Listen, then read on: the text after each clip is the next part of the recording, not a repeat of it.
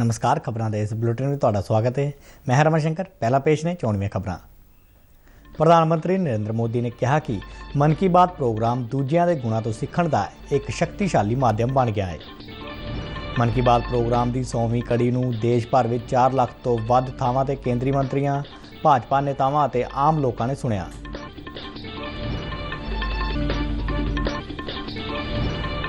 चंडीगढ़ स्थित पंजाब के राज भवन च विशेष मेहमानां नाल सुनिया गया मन की बात प्रोग्राम।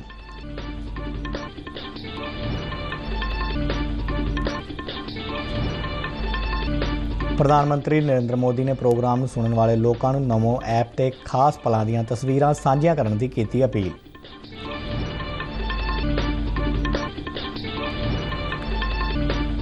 लुधियाना के ग्यासपुरा इलाके में गैस लीक होने कारण 5 औरतां और 2 बच्चों समेत 11 मौतां, कई होर बीमार। ते हुण खबरां विस्तार नाल। प्रधानमंत्री नरेंद्र मोदी ने अपने मन की बात प्रोग्राम की 100वीं कड़ी में खास ढंग नाल लोकां नाल गलबात की। भारत तो लैके बरतानिया और अमरीका तक इस नाल संबंधित प्रोग्राम करवाए गए। करोड़ों लोग प्रधानमंत्री मोदी के मन की बात प्रोग्राम का हिस्सा बने। देश भर में 4 लाख तो वध थावां ते केंद्रीय मंत्रियों, भाजपा नेतावां और आम लोगों ने मन की बात प्रोग्राम नूं सुनिया। प्रधानमंत्री ने इस दौरान अमरीका के साबका राष्ट्रपति बराक ओबामा तो लैके कश्मीर के मंजूर, हरियाणा के सुनील जगलान तक का जिक्र करदिआं वातावरण तो लैके बेटी बचाओ बेटी पढ़ाओ और अमृत काल तक का जिक्र किया। उन्होंने कहा कि इस प्रोग्राम राही कई जन अंदोलन शुरू हुए। लोगों ने इस नूं बहुत पसंद किया। प्रधानमंत्री ने मन की बात के सफर बारे भी दस्या। इस कार्यक्रम में हर देशवासी दूसरे देशवासी की प्रेरणा बनता है। एक तरह से मन की बात का हर एपिसोड अगले एपिसोड के लिए जमीन तैयार करता है।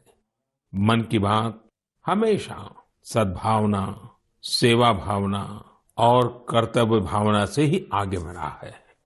आजादी के अमृत काल में यही पॉजिटिविटी देश को आगे ले जाएगी, नई ऊंचाई पर ले जाएगी। और मुझे खुशी है कि मन की बात से जो शुरुआत हुई वो आज देश की नई परंपरा भी बन रही है। एक ऐसी परंपरा जिसमें हमें सबका प्रयास की भावना के दर्शन होते हैं।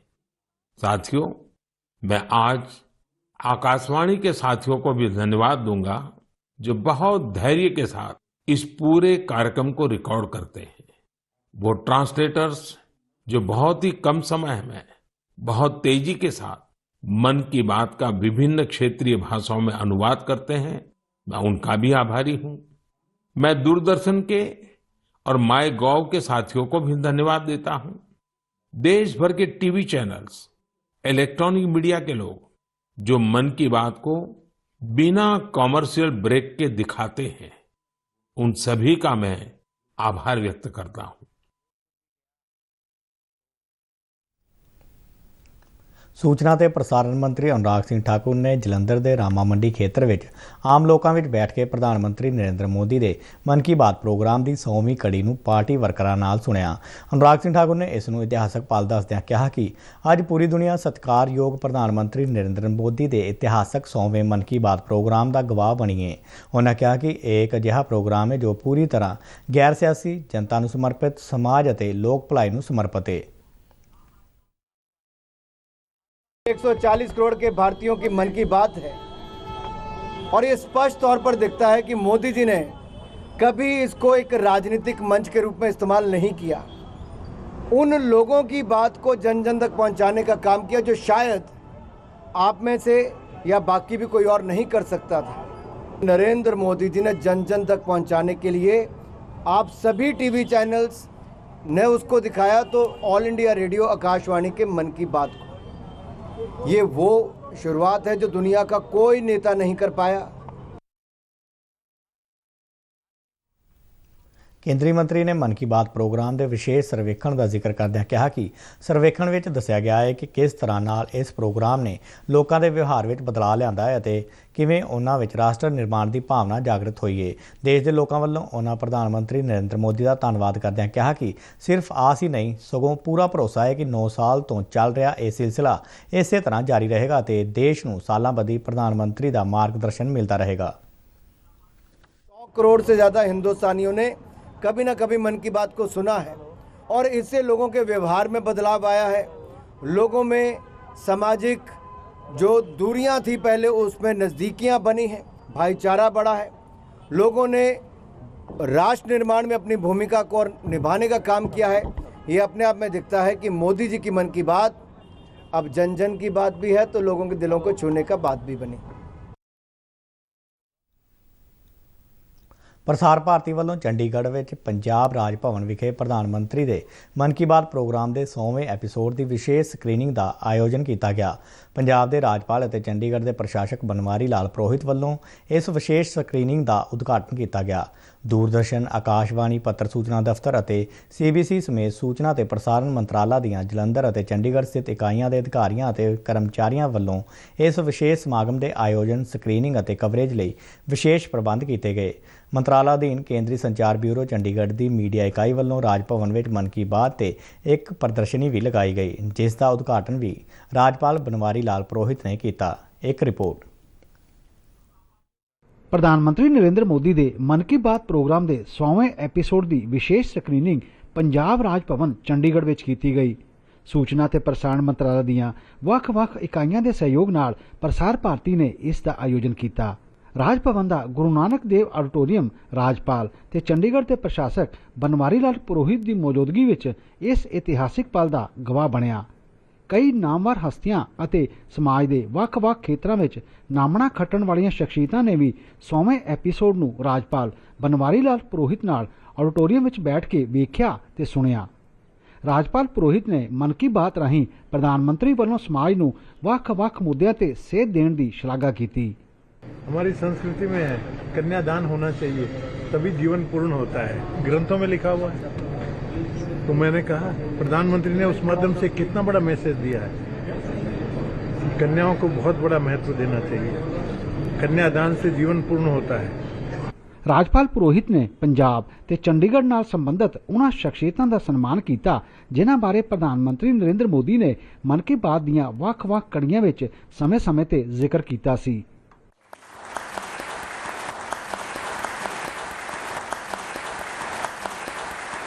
ਇਸ ਤੋਂ ਪਹਿਲਾਂ ਰਾਜਪਾਲ ਬਨਵਾਰੀ ਲਾਲ ਪੁਰੋਹਿਤ ਨੇ ਕੇਂਦਰੀ ਸੰਚਾਰ ਬਿਊਰੋ ਚੰਡੀਗੜ੍ਹ ਵੱਲੋਂ ਲਗਾਈ ਗਈ ਇੱਕ ਪ੍ਰਦਰਸ਼ਨੀ ਨੂੰ ਵੇਖਿਆ ਅਤੇ ਇਸ ਨੂੰ ਵੱਖ-ਵੱਖ योजनावां ਦੀ ਜਾਣਕਾਰੀ ਦੇਣ ਬਾਰੇ ਗਾਗਰ ਵਿੱਚ ਸਾਗਰ ਦੱਸਿਆ। पूरे भारत का दर्शन हो गया इसमें, भारत का हर इलाका, हर कोना प्रतिबिंबित होता है इसमें, और जो साधारण लोग कितना बड़ा काम कर सकते हैं ये भी परिलक्षित होता है।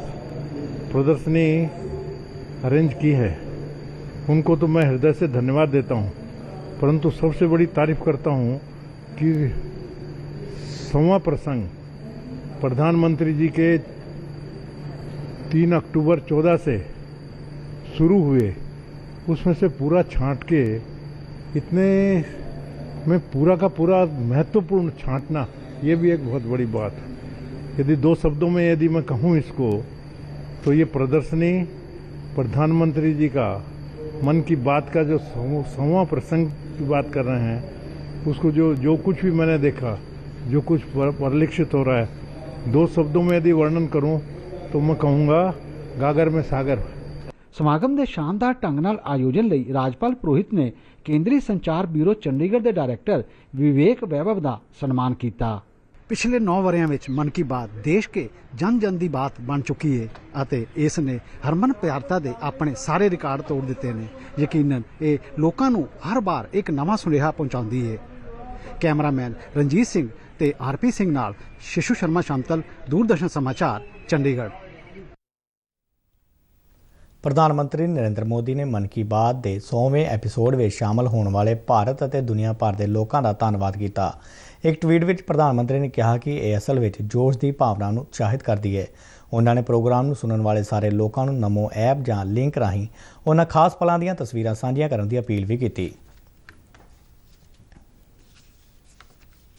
ਪ੍ਰਧਾਨ ਮੰਤਰੀ ਦੇ ਮਨ ਕੀ ਬਾਤ ਪ੍ਰੋਗਰਾਮ ਦੀ 100ਵੀਂ ਕੜੀ ਦੇ ਸਬੰਧ ਵਿੱਚ ਭਾਰਤੀ ਜਨਤਾ ਪਾਰਟੀ ਪੰਜਾਬ ਵੱਲੋਂ 5000 ਥਾਵਾਂ ਤੇ ਵਿਸ਼ੇਸ਼ ਸਮਾਗਮ ਕਰਵਾਏ ਗਏ। ਇਹਨਾਂ ਸਮਾਗਮਾਂ ਦੌਰਾਨ ਕਈ ਕੇਂਦਰੀ ਮੰਤਰੀਆਂ ਅਤੇ BJP ਦੇ ਉੱਘੇ ਆਗੂਆਂ ਨੇ ਆਮ ਲੋਕਾਂ ਵਿੱਚ ਬੈਠ ਕੇ ਪ੍ਰਧਾਨ ਮੰਤਰੀ ਦੇ ਵਿਚਾਰ ਸੁਣੇ।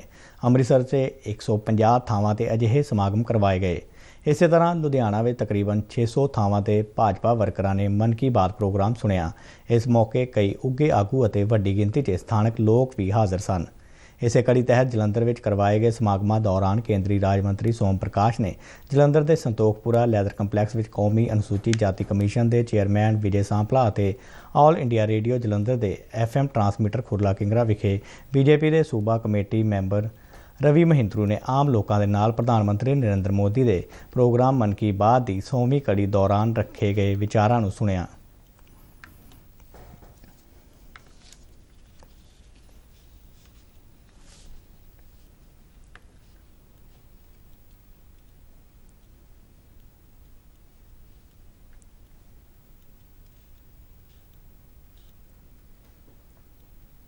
ਭਾਰਤੀ ਜਨਤਾ ਪਾਰਟੀ ਦੇ ਕੌਮੀ ਜਨਰਲ ਸਕੱਤਰ ਤਰੁਣ ਚੁੱਘ ਨੇ ਸ਼੍ਰੀਨਗਰ ਦੇ SKICC ਹਾਲ ਵਿੱਚ ਪਾਰਟੀ ਸਹਿਯੋਗੀਆਂ ਵਰਕਰਾਂ ਅਤੇ ਸਥਾਨਕ ਲੋਕਾਂ ਨਾਲ ਮਨ ਕੀ ਬਾਤ ਪ੍ਰੋਗਰਾਮ ਦੀ 100ਵੀਂ ਕੜੀ ਦੌਰਾਨ ਸਤਿਕਾਰਯੋਗ ਪ੍ਰਧਾਨ ਮੰਤਰੀ ਨਰਿੰਦਰ ਮੋਦੀ ਦੇ ਵਿਚਾਰਾਂ ਨੂੰ ਸੁਣਿਆ ਅਤੇ ਇਸ ਇਤਿਹਾਸਕ ਪਲ ਦੇ ਗਵਾਹ ਬਣੇ।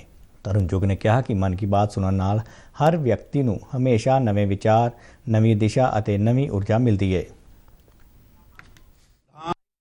मैं समझता हूँ ये एक अद्भुत कार्यक्रम 100 पूरे हुए हैं।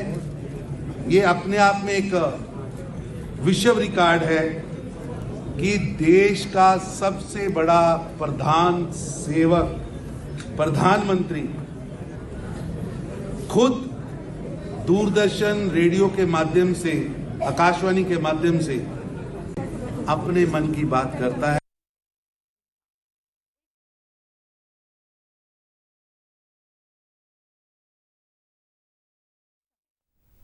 ਪੰਜਾਬ ਦੇ ਲੁਧਿਆਣਾ ਦੇ ਗਿਆਸਪੁਰਾ ਇਲਾਕੇ ਵਿੱਚ ਗੈਸ ਲੀਕ ਹੋਣ ਕਾਰਨ 11 ਲੋਕਾਂ ਦੀ ਮੌਤ ਹੋ ਗਈ ਹੈ ਅਤੇ ਕਈ ਹੋਰ ਬਿਮਾਰ ਨੇ।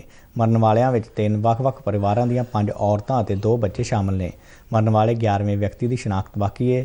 ਲੁਧਿਆਣਾ ਦੇ ਪੁਲਿਸ ਕਮਿਸ਼ਨਰ ਮਨਦੀਪ ਸਿੰਘ ਸਿੱਧੂ ਨੇ ਕਿਹਾ ਕਿ ਗੈਸ ਲੀਕ ਹੋਣ ਦੇ ਕਾਰਨਾਂ ਦਾ ਪਤਾ ਲਗਾਉਣ ਲਈ ਸੀਵਰੇਜ ਤੋਂ ਸੈਂਪਲ ਲਏ ਗਏ ਨੇ। ਅਜਿਹਾ ਮੰਨਿਆ ਜਾ ਰਿਹਾ ਹੈ ਕਿ ਲੋਕਾਂ ਦੀ ਮੌਤ ਗੈਸ ਦੇ ਪ੍ਰਭਾਵ ਨਾਲ ਹੋਈ ਹੈ, ਪਰ ਅਸਲ ਕਾਰਨਾਂ ਦਾ ਪਤਾ ਪੋਸਟਮਾਰਟਮ ਤੋਂ ਬਾਅਦ ਲੱਗੇਗਾ। वो है भी गैस, जैसे जो अभी शंका जार कर रहे हैं लोग, किसी ने कोई केमिकल वगैरह ऐसे जैसे डिस्पोज ऑफ करते हैं, इंडस्ट्रियल वेस्ट करते हैं, वो इनिशियल अभी तक बताया, पूरी तो तफ्तीश के बाद बताया जाएगा। वो इनिशियल ये बताया कि किसी ने केमिकल बेस समझी से किसी सीवर में शायद डिस्पोज ऑफ किया है और सीवर की गैस से मिलके कोई ऐसी गैस निकली है तो वो उसने इम्पैक्ट किया है। डिप्टी कमिश्नर सुरभि मलिक ने पत्रकारों को दस्सिया कि सरकार वालों मृतकों के वारसां नूं 2-2 लाख रुपए और बीमार व्यक्ति नूं 50-50 हज़ार रुपए मुआवजा और मुफ्त इलाज सहूलत का ऐलान किया गया है। पूरे इलाके नूं सील कर दिता गया है और स्थानक लोगों नूं सुरक्षित थावां ते जाण की हिदायत दी गई है। कौमी संकट मोचन दल वालों राहत और बचाव कार्यां समेत विशेष जांच राही गैस लीक के कारणों की पड़ताल की जा रही है। पीड़ितां नूं लुधियाना के सिविल और होरनां हस्पतालों में दाखिल करवाया गया है। राष्ट्रपति द्रौपदी मुर्मू ने लुधियाना विखे वापरे हादसे में बच्चों और औरतों समेत कई लोगों के मारे जाने की खबर से दुख प्रगटाया है। एक ट्वीट सुनेहे च उन्होंने सारे दुखी परिवारों प्रति अपनी डूंगी संवेदना जताई और सारे परिवारक लोगों के छेती सेहतयाब होने की कामना की। सूचना और प्रसारण मंत्री अनुराग सिंह ठाकुर ने इस घटना से डूंगा दुख प्रगट किया है। इसे दौरान पंजाब के राज्यपाल बनवारी लाल पुरोहित ने चंडीगढ़ विखे पंजाब राज भवन विखे मन की बात के 100वें एपीसोड की विशेष स्क्रीनिंग मौके अपने संबोधन दौरान लुधियाना गैस दुखांत में हुई मौतों के दुख का प्रगटावा किया। इस मौके हादसे च मरण वालियां की आत्मिक शांति लिए 2 मिनट का मौन भी रखा गया। जैसे ही हमको मालूम हमने दुखद संवेदना व्यक्त की, खड़े मौन श्रद्धांजलि दी है उन आत्माओं को। सही में ये धक्का है, दुखद है। अब इसमें नेग्लिजेंस से हुआ कि क्या है ये तो पुलिस को अभी तो मालूम नहीं, परंतु दुखद घटना इससे बड़ी दुखद हो नहीं सकती कि निर्दोष व्यक्ति उन्होंने अपनी जान खो दी। तो हम बात कर रहे थे ਮੁੱਖ ਮੰਤਰੀ ਭਗਵੰਤ ਮਾਨ ਨੇ ਵੀ ਟਵੀਟ ਕਰਕੇ ਇਸ ਘਟਨਾ ਤੇ ਦੁੱਖ ਪ੍ਰਗਟ ਕੀਤਾ ਹੈ। ਸਿਹਤ ਮੰਤਰੀ ਬਲਵੀਰ ਸਿੰਘ ਸਿੱਧੂ ਨੇ ਘਟਨਾ ਵਾਲੀ ਥਾਂ ਅਤੇ ਸਿਵਲ ਹਸਪਤਾਲ ਦਾ ਦੌਰਾ ਕੀਤਾ। ਉਹਨਾਂ ਪੀੜਤਾਂ ਦੇ ਵਧੀਆ ਇਲਾਜ ਨੂੰ ਯਕੀਨੀ ਬਣਾਉਣ ਦਾ ਭਰੋਸਾ ਦਿੱਤਾ ਅਤੇ ਮ੍ਰਿਤਕਾਂ ਦੇ ਪਰਿਵਾਰਾਂ ਨਾਲ ਸੰਵੇਦਨਾ ਜਤਾਈ। ਘਟਨਾ ਦੀ ਜਾਂਚ ਦੇ ਹੁਕਮ ਦਿੱਤੇ ਗਏ ਨੇ ਅਤੇ ਪੁਲਿਸ ਵੱਲੋਂ ਮਾਮਲੇ 'ਚ ਅਣਪਛਾਤੇ ਵਿਅਕਤੀਆਂ ਖਿਲਾਫ FIR ਦਰਜ ਕੀਤੀ ਗਈ ਹੈ।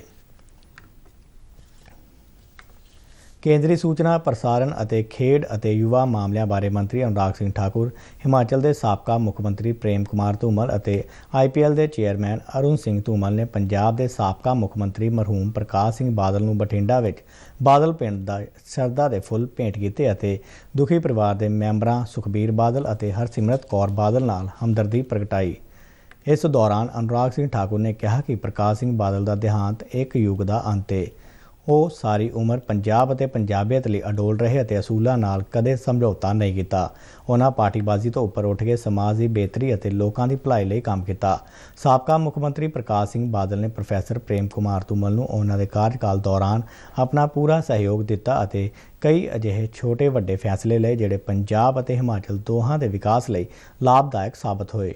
ਕੇਂਦਰੀ ਮੰਤਰੀ ਨੇ ਕਿਹਾ ਕਿ ਜਦੋਂ ਸਤਿਕਾਰਯੋਗ ਪ੍ਰਧਾਨ ਮੰਤਰੀ ਨਰਿੰਦਰ ਮੋਦੀ ਇੱਥੇ ਬਾਦਲ ਸਾਹਿਬ ਨੂੰ ਸ਼ਰਧਾਂਜਲੀ ਦੇਣ ਆਏ ਤਾਂ ਉਹ ਬਹੁਤ ਭਾਵੁਕ ਹੋ ਗਏ। ਪ੍ਰਧਾਨ ਮੰਤਰੀ ਨਰਿੰਦਰ ਮੋਦੀ ਵੱਲੋਂ ਸ਼ਰਧਾਂਜਲੀ ਭੇਂਟ ਕਰਦੇ ਹੋਏ ਲਿਖੇ ਲੇਖ ਵਿੱਚ ਉਹਨਾਂ ਨੇ ਆਪਣੀਆਂ ਯਾਦਾਂ ਅਤੇ ਅਨੁਭਵ ਸਾਂਝੇ ਕੀਤੇ। था वो राजनीतिक नहीं पारिवारिक भी था और प्रकाश सिंह बादल जी की बहुत बड़ा योगदान न केवल पंजाब की राजनीति में, पंजाब के विकास के लिए, बल्कि देश के प्रति बहुत बड़ा योगदान है। इस पूरे क्षेत्र में जो भाईचारे को बढ़ावा देने का काम और विकास का काम किया है वो एक पीढ़ी नहीं कई पीढ़ियों तक याद रहेगा। और प्रधानमंत्री श्री नरेंद्र मोदी जी ने अपनी श्रद्धांजलि देते हुए जो लेख लिखा है उसमें अपनी यादों को, अनुभवों को भी साझा करने का काम किया है। Doaba homeopathic study circle Jalandhar ਵੱਲੋਂ ਹੋਮਿਓਪੈਥੀ ਦੇ ਬਾਨੀ ਡਾਕਟਰ ਸੈਮੂਅਲ ਹਨੀਮਨ ਦਾ 268ਵਾਂ ਜਨਮ ਦਿਨ ਜਲੰਧਰ ਵਿਖੇ ਮਨਾਇਆ ਗਿਆ। ਇਸ ਮੌਕੇ ਮੁੱਖ ਮਹਿਮਾਨ ਡਾਕਟਰ ਸੁਸ਼ੀਲ ਕੇ ਚਲੋਤਰਾ ਨੇ ਹੋਮਿਓਪੈਥੀ ਦੀ ਮਹੱਤਤਾ ਤੇ ਰੋਸ਼ਨੀ ਪਾਈ ਅਤੇ ਵੱਖ-ਵੱਖ ਬੁਲਾਰਿਆਂ ਨੇ ਡਾਕਟਰ ਹਨੀਮਨ ਦੀ ਜੀਵਨੀ ਤੋਂ ਪ੍ਰੇਰਨਾ ਲੈ ਕੇ ਆਪਣੇ ਜੀਵਨ 'ਚ ਬਦਲਾਅ ਦੀ ਕੋਸ਼ਿਸ਼ ਤੇ ਜ਼ੋਰ ਦਿੱਤਾ। Doaba homeopathic study circle Jalandhar ਦੇ ਕਨਵੀਨਰ ਡਾਕਟਰ ਚਰਨਜੀਤ ਲਾਲ ਨੇ ਪੰਜਾਬ ਭਰ ਤੋਂ ਆਏ ਹੋਮਿਓਪੈਥੀ ਦੇ ਡਾਕਟਰਾਂ ਨੂੰ ਸੰਬੋਧਨ ਕਰਦਿਆਂ ਕਿਹਾ ਕਿ ਜੇਕਰ ਹੋਮਿਓਪੈਥੀ ਦਵਾਈ ਦੀ ਚੋਣ ਸਹੀ ਹੋਵੇ ਤਾਂ ਪੁਰਾਣੀਆਂ ਤੇ ਪੇਚੀਦਾ ਬਿਮਾਰੀਆਂ ਨੂੰ ਜਲਦੀ ਅਤੇ ਪੱਕੇ ਤੌਰ ਤੇ ਠੀਕ ਕੀਤਾ ਜਾ ਸਕਦਾ ਹੈ। ਇਸ ਮੌਕੇ ਤੇ ਡਾਕਟਰ BS ਚੰਦੋਕ ਨੂੰ ਹਨੀਮੇਨੀਅਨ ਅਵਾਰਡ ਅਤੇ ਡਾਕਟਰ ਮਹਿੰਦਰ ਸਿੰਘ ਗੁਜਰਾਲ ਨੂੰ ਵੈਟਰਨ ਹੋਮਿਓਪੈਥ ਅਵਾਰਡ ਨਾਲ ਸਨਮਾਨਿਤ ਕੀਤਾ ਗਿਆ। ਇਸ ਦੇ ਨਾਲ ਹੀ ਖਬਰਾਂ ਦਾ ਇਹ ਬੁਲੇਟਿਨ ਖਤਮ ਹੁੰਦਾ ਹੈ। ਇਜਾਜ਼ਤ ਦਿਓ। ਨਮਸਕਾਰ।